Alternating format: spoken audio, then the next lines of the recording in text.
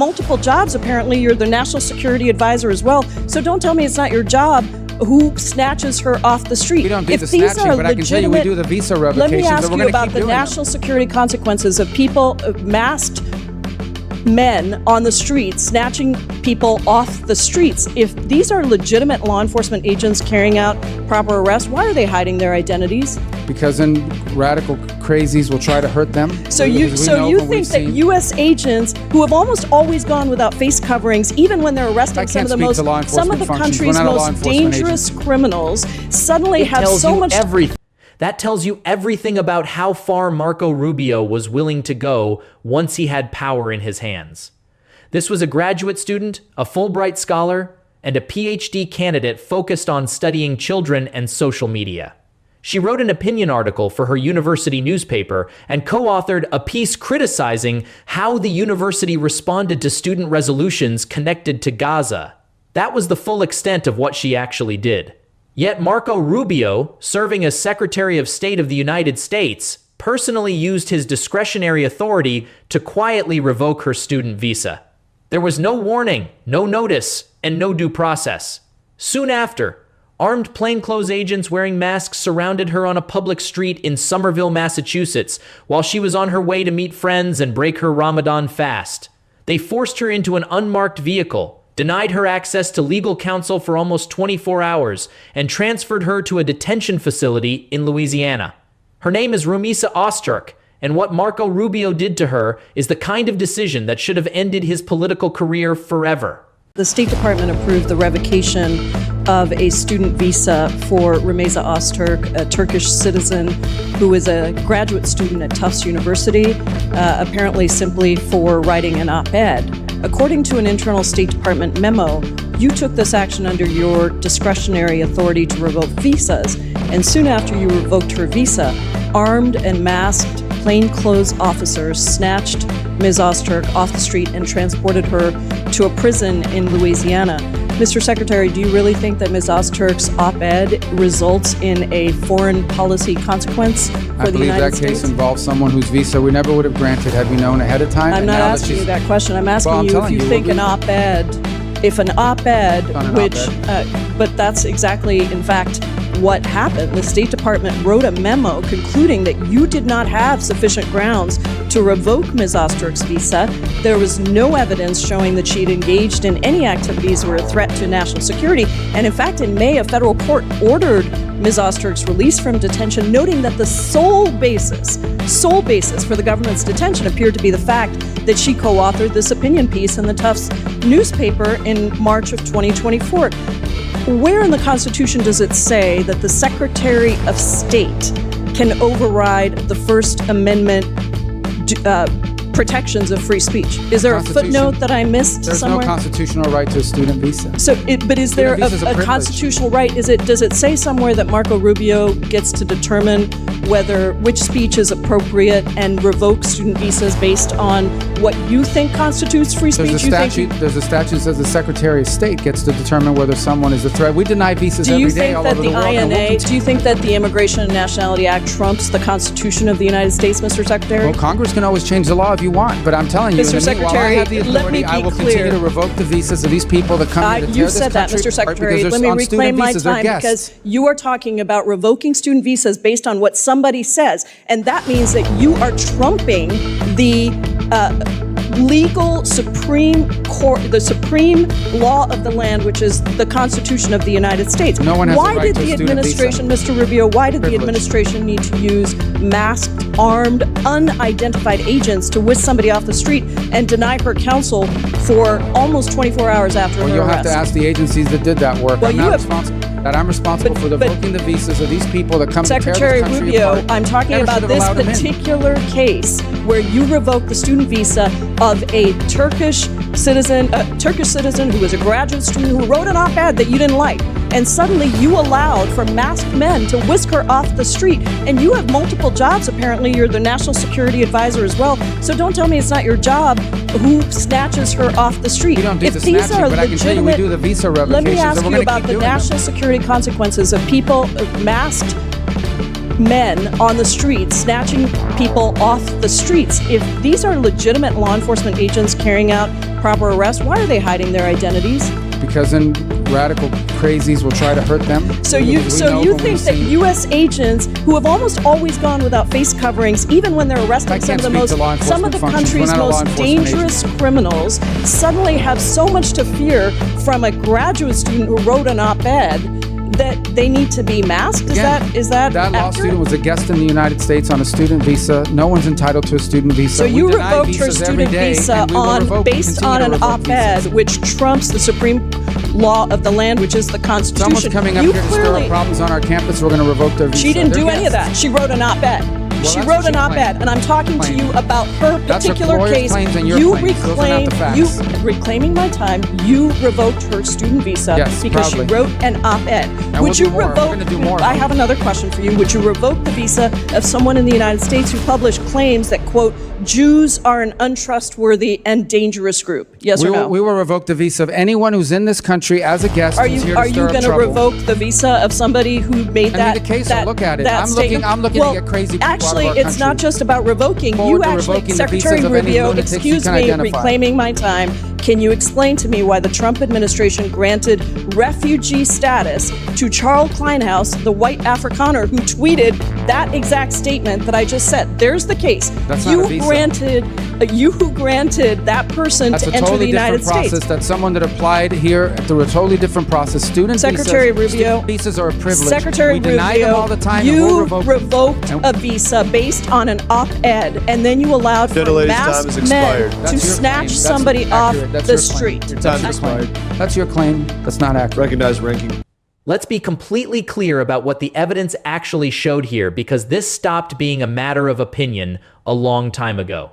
Before Marco Rubio moved to revoke this woman's visa, the State Department produced its own internal memo. And that memo reportedly stated in direct language that DHS investigators had found no evidence that Remissa Ozturk engaged in anti-Semitic activity or made public statements supporting any terrorist organization. The government's own investigators could not find the proof they needed, and they admitted that in writing, yet Rubio revoked her visa anyway. Then the court documents became public, and federal judges confirmed the exact same thing. The entire basis for her detention and arrest came down to one opinion article she helped write for the Tufts Daily in March 2024. One article. That was the case. During the hearing, Representative Pramila Jayapal confronted Rubio directly with those facts. She referenced the memo, laid out the timeline, and asked him point blank whether an op-ed criticizing university policy somehow counted as a foreign policy threat to the United States. Rubio did not really answer the question. He avoided it, redirected the conversation, and leaned on the claim that a federal statute gave him the authority to revoke visas whenever he decided someone posed a threat. He repeated that student visas are privileges, not rights, and insisted he would continue revoking them. He even defended the masked agents involved in Ozturk's arrest by saying they concealed their identities because radical extremists might attack them. That was the explanation given by the Secretary of State of the United States. According to Rubio, federal officers needed to hide their faces while detaining a PhD student who wrote newspaper columns because she might have dangerous supporters. Think about how unbelievable that sounds for a moment. Federal agents in this country have arrested cartel bosses, gang leaders, and convicted terrorists without masks for years, yet suddenly they needed disguises to arrest a graduate student writing about university investment policy. Rubio could never properly explain that contradiction because there is no explanation that makes it sound reasonable. Then Jayapal pushed even harder.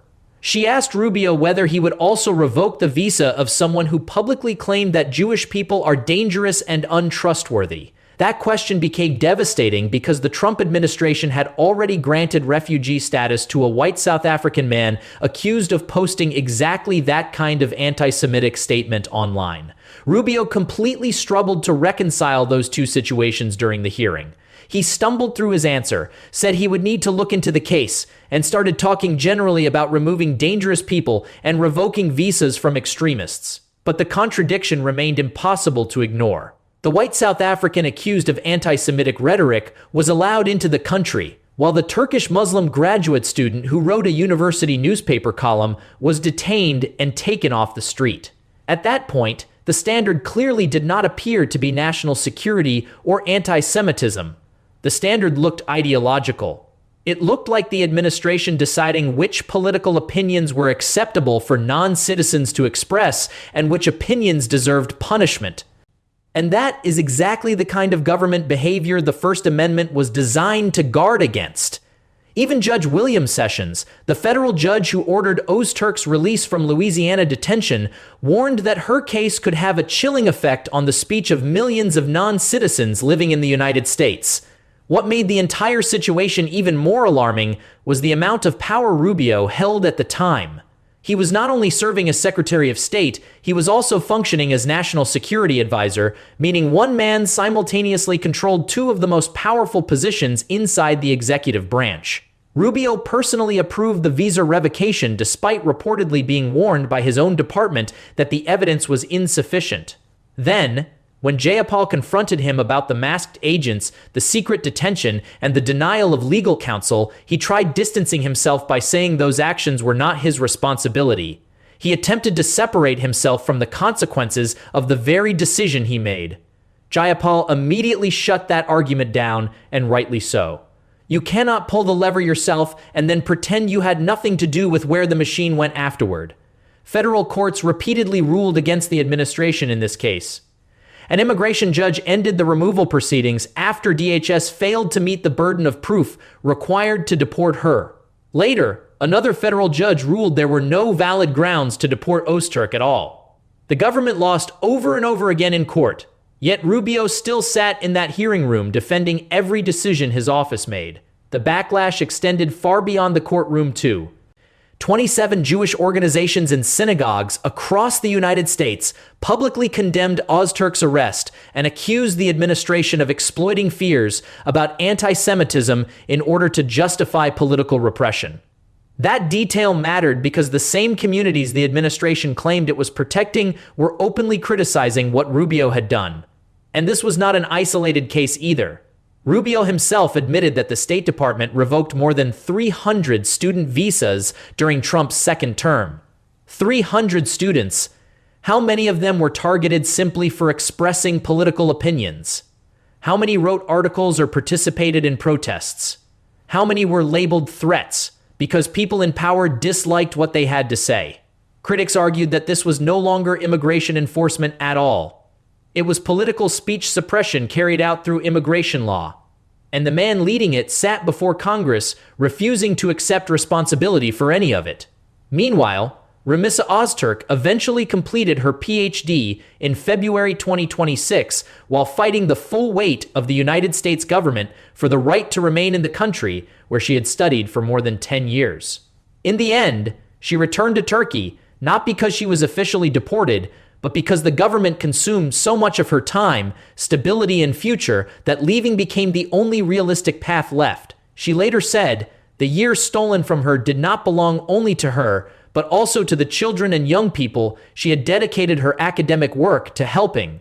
Back in Congress, Rubio continued insisting that the law gave him the authority to do exactly what he did. He repeatedly told lawmakers that student visas are privileges and that he would continue revoking them whenever he believed it was necessary. But through the entire hearing, he never answered the most important question of all. If the evidence was insufficient, if his own department admitted that in writing, and if the only proven action was a university newspaper opinion article, then what exactly was America supposedly being protected from? Rubio never gave a real answer because there may not have been an honest one to give. And if there is no accountability for what happened to Remissa Ozturk, then there is no clear limit to what can happen to the next person whose speech the government decides it does not like. That should concern every single person watching this, whether they are an American citizen or not.